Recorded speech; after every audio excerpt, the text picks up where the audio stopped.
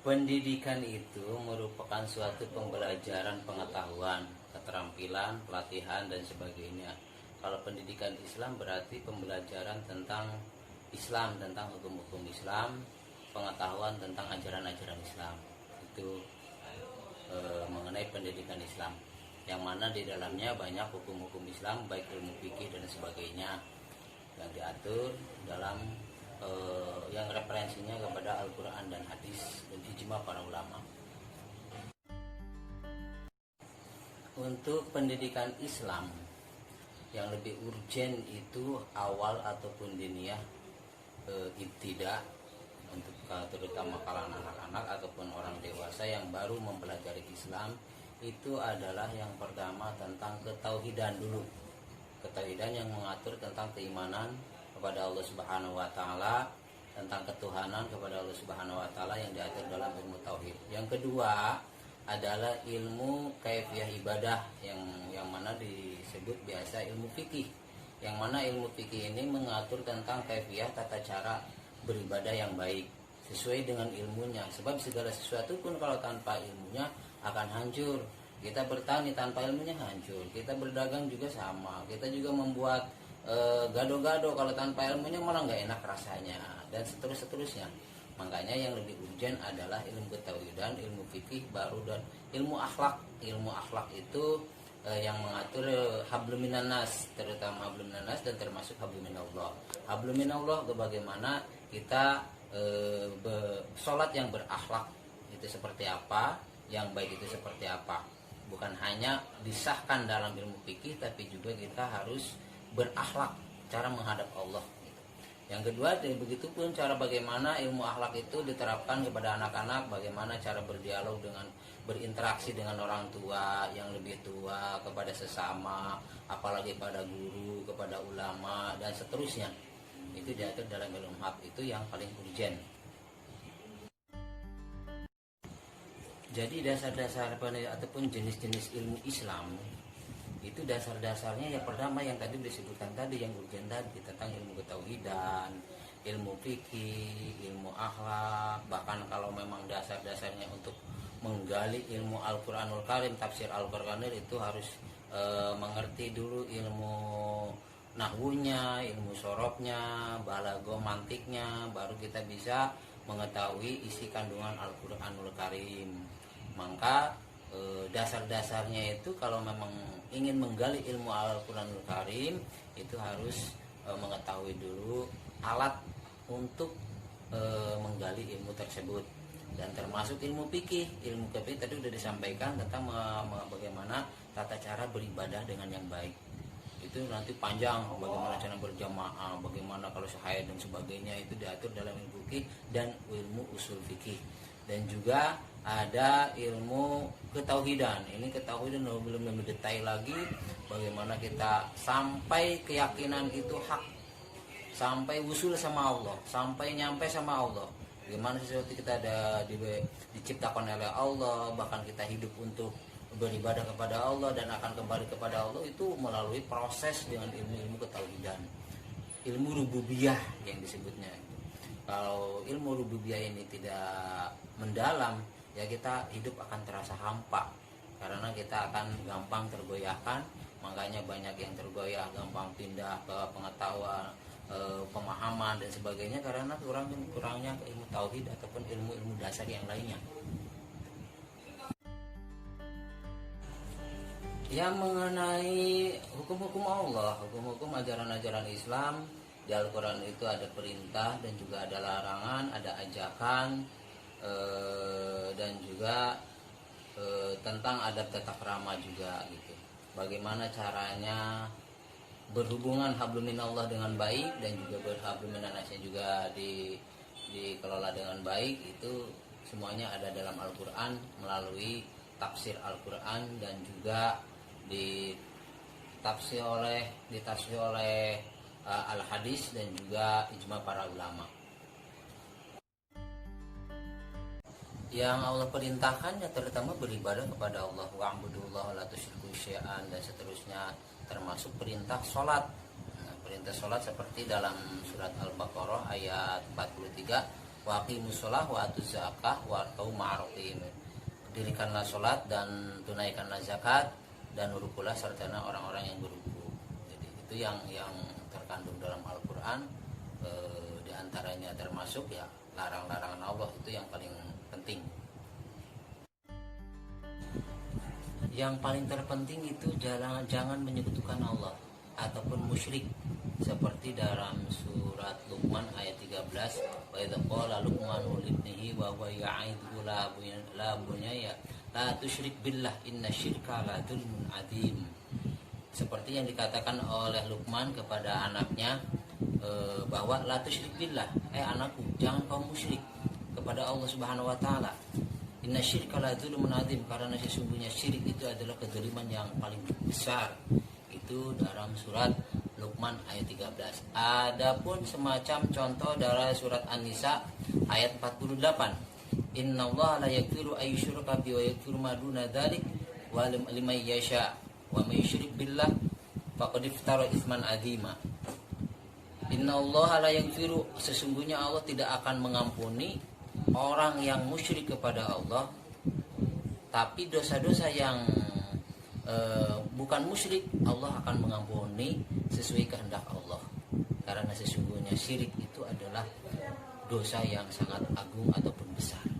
Itu dalam surat An-Nisa ayat 48. Jadi yang paling vital adalah jangan musyrik, baru dosa-dosa yang lain.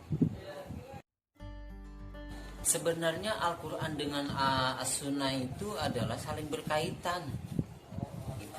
Al-Quran, Sunnah itu perkataan Rasul, perbuatan Rasul, ataupun diamnya Rasul, itu adalah Sunnah, ya, yang tidak termaktub dalam Al-Quran. Tapi Sunnah juga bisa menguatkan Al-Quran. Jadi saling berkaitan, sepasang sepaket gitu. Nanti akan diperkuat lagi oleh ijma para ulama agar supaya lebih mendetail lagi. Karena dari zaman ke zaman permasalahan itu akan semakin berbeda-beda. Orang akan mengkaitkannya, mengkiaskannya akan sulit. Maka diatur dalam kitab fikih, usul fikih, dan seterusnya gitu. Itu nanti digodok lagi oleh para ulama. Jadi antara sunnah dengan Al-Qurannya saling berkaitan. Kalau Al-Quran itu adalah kalamullah, kalau As-Sunnah itu kalamu Rasul, termasuk juga perbuatan Rasul, termasuk Rasul mendiamkan juga, itu adalah sunnah. Ya tentunya karakter dalam Islam itu karakter yang sesuai dipakai landasan hukum Al-Quranul Karim dan hadis dan ijma para ulama. Artinya kita mengikuti kepada acuannya kepada hukum-hukum Allah, ajaran-ajaran Allah itu dari mulai kecil. Pembentukan karakter itu bisa melalui kecil dengan diajarkan cara makan yang baik bagaimana, cara minum baik dengan bahan bagaimana, cara bersikap sama orang itu bagaimana. Kalau waktu sholat kita ajarkan sholat, dan jangan pernah berbohong, kita harus selalu jujur, jangan berbuat cela, jangan menghina orang lain. Itu karakter-karakter Islam ini seperti itu dari kecil harus dan juga jangan pernah menghina makhluk-makhluk Allah, termasuk agama lain Allah, diterapkannya toleransi dan kedisiplinan. Bagaimana kita beribadah kepada Allah, bagaimana kedisiplinan, bagaimana cara menerima tamu dan sebagainya. Itu yang disesuaikan dengan itu dari kecil harus sudah diterapkan. Dan jadilah anak yang berkarakter yang Islami, yang rahmatan lil alamin, nantinya anak yang sudah disukai. Karena Islam itu membawa dengan kaidah rahmatan lil alamin.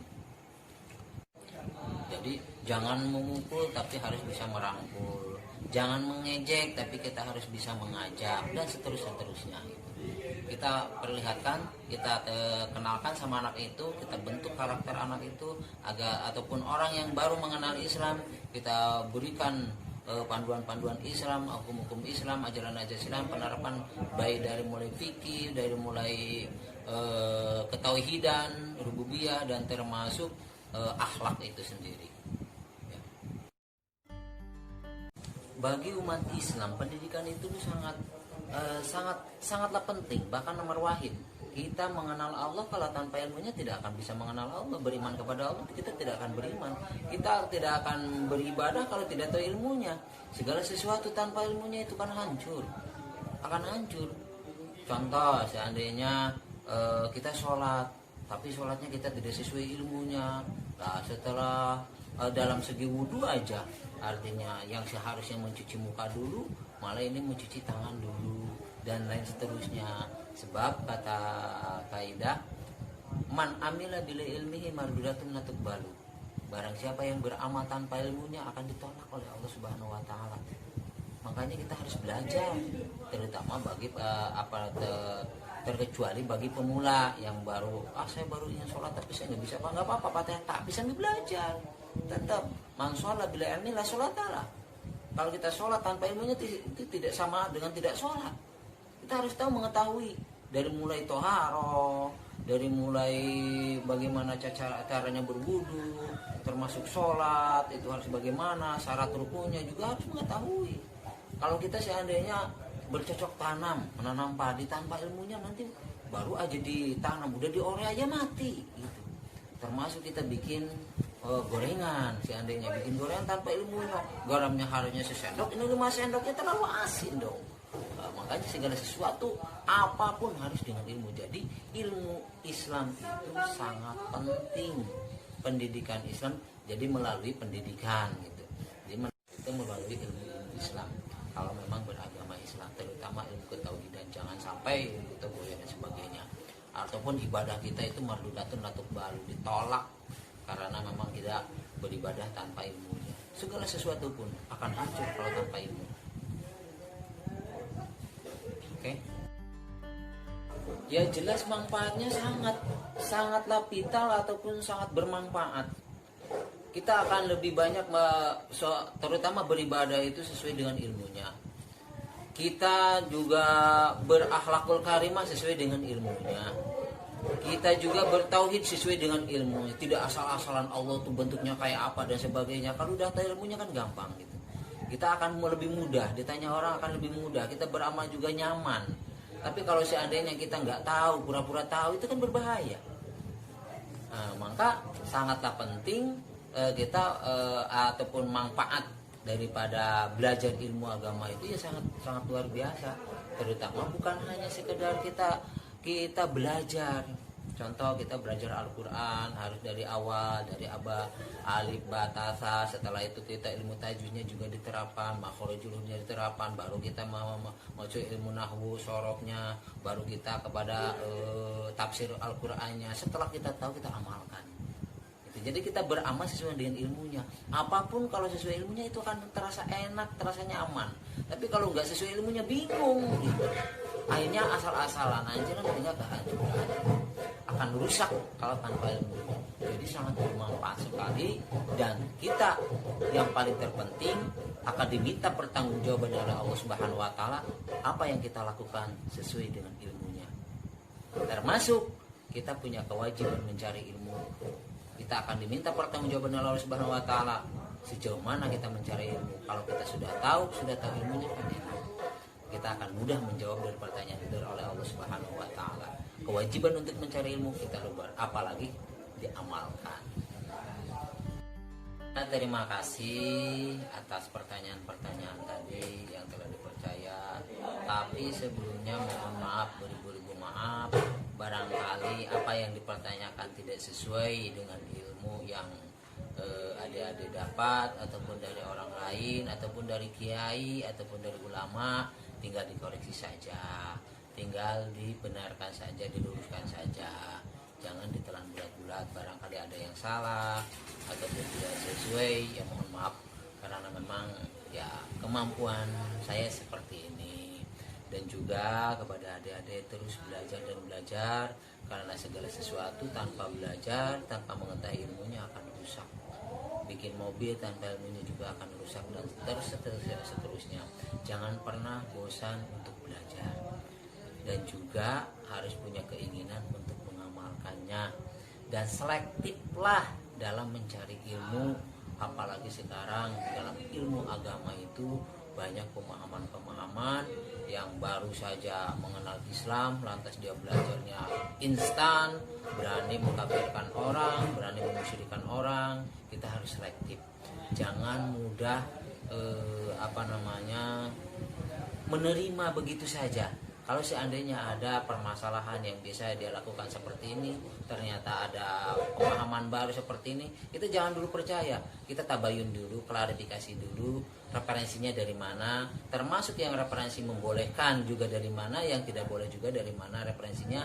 Nah, baru kita ambil kesimpulan. Jadi jangan, oh iya ternyata kita selama ini sesat, selama gitu-gitu salah. Jangan seperti itu. Kita harus referensi. Kenapa kita membolehkan? Kenapa tidak boleh? Karena itu ada referensi masing-masing, ada pendapatnya masing-masing. Nah, kalau setelah kita tabayun, kita klarifikasi, baru kita boleh ambil kesimpulan. Banyak anak-anak muda, kalangan-kalangan muda, terutama mahasiswa-mahasiswi yang di kampungnya dia belajar sama kiai sama ustadz, setelah dia belajar itu udah ada pemahaman baru yang akhirnya gampang mengkafirkan orang, gampang membid'ahkan orang dan sebagainya.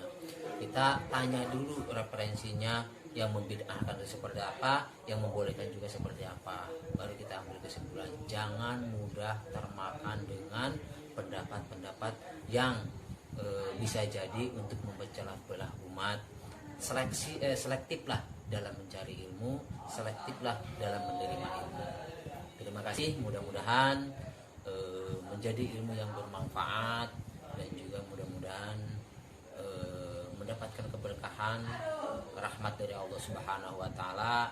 Ilmu itu mudah-mudahan bisa diamalkan sehingga